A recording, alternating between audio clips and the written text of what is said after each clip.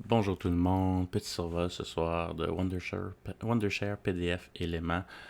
Dans le fond, j'ai choisi d'utiliser cet outil-là parce que, euh, dans le fond, l'outil d'Adobe PDF, Adobe DC, c'est un 15 à 20$ par mois, tandis que celui-là, si vous allez sur le site à wondershare.net, dans la section acheter, il y a une licence perpétuelle.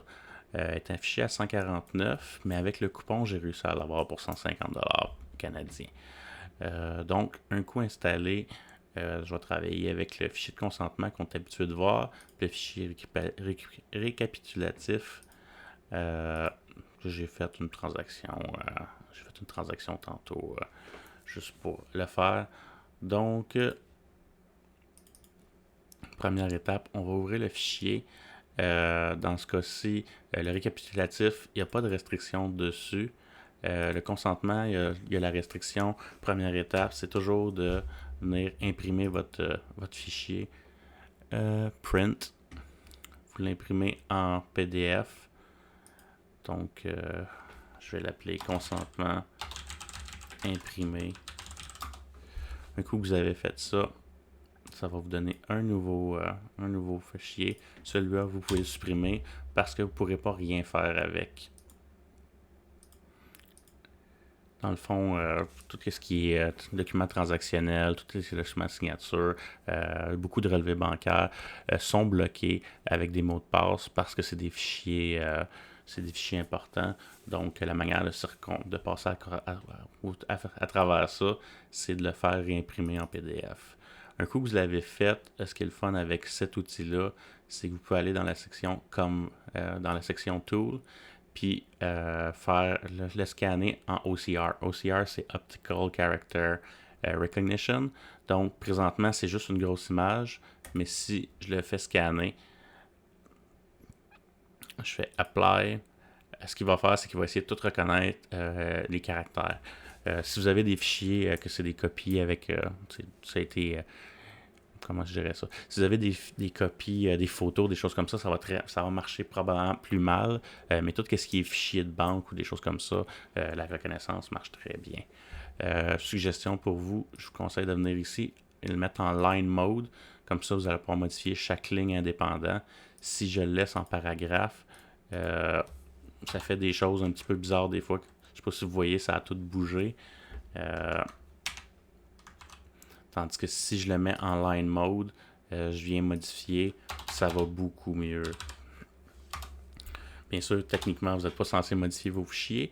Par contre, il y a des choses que vous pouvez vouloir faire avec le fichier, comme par exemple, si je viens dans la section commentaires, vous avez un outil ici de surlignement. Euh, Ça peut être pratique si vous avez des relevés bancaires, vous voulez surligner des lignes. Vous avez l'outil après pour mettre un underline. Bon, ça va bien. Fait que, vous pouvez choisir la couleur après aussi. Strike Through. Euh, donc, je vais vous laisser. Vous pouvez aussi mettre des carrés. La partie ici avec le carré, ça peut être utile pour des fichiers, justement, comme je disais, qui ont été scannés ou qui ont été en des photos. Le OCR n'a pas fonctionné dessus.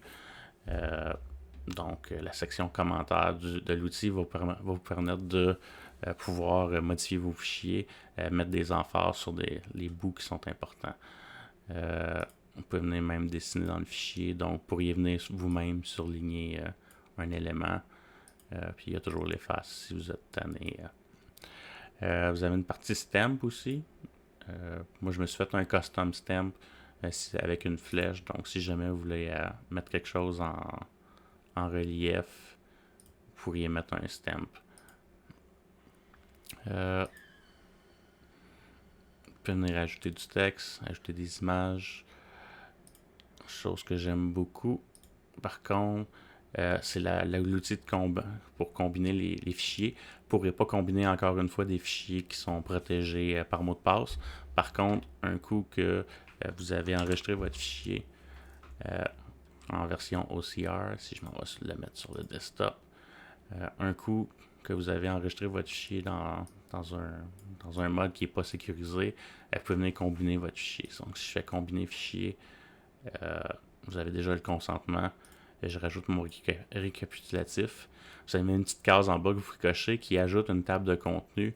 Si vous envoyez un fichier de 80 pages, ça peut être intéressant pour votre analyste. Si je fais Apply, il va combiner mes fichiers. Ça va me faire un nouveau fichier PDF que je vais venir mettre ici. Puis comme vous pouvez voir, ça a créé une table des matières où qui va, quand vous cliquez dessus, vous allez arriver à la bonne page. Si par exemple il y aurait des pages qui ne sont pas au bon endroit, vous pouvez venir dans l'option page, puis vous allez avoir votre document au complet. Super facile ici. Si vous avez des pages qui ne sont pas dans le bon angle, vous pouvez les changer. Vous pouvez flipper des pages d'ordre. Vous pouvez en supprimer facilement en prenant le bouton Delete. Ok, je vais vous montrer comment combiner les fichiers. Quand vous êtes dans la section page, vous avez toutes les pages de votre PDF. Il n'y a rien qui vous empêche de venir drag and drop, mettre vos documents un à la file de l'autre. Ça peut être un petit peu plus visuel que l'outil de Combine que je vous ai montré tantôt. Petite fonction qui peut être intéressante aussi. Vous n'êtes pas limité aux fichiers PDF. Vous pouvez insérer des fichiers JPEG ou vous pourriez utiliser des fichiers Excel. Il va le convertir en PDF. Donc, un coup que je retourne dans ma vue, je peux voir que je les ai toutes un à la suite de l'autre. Si je l'enregistre, je ferme l'outil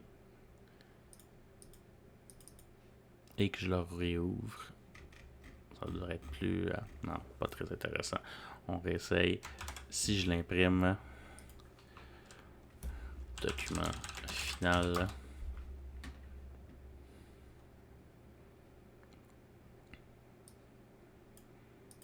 et que je le réouvre et que je descends plus bas, vous allez voir que le document se remet dans le bon ordre. Là, présentement, j'ai une page qui est dans le mauvais sens. On vient la modifier. Et voilà, j'ai un PDF qui fait du sens pour le prêteur. Donc, dernier outil qui peut être intéressant, un coup vous avez fini de faire votre PDF, vous êtes dans dans Tools, pour faire compresser votre PDF. Donc, en high, medium ou low, je vais le mettre en high. Vous voyez, on a quand même une bonne réduction.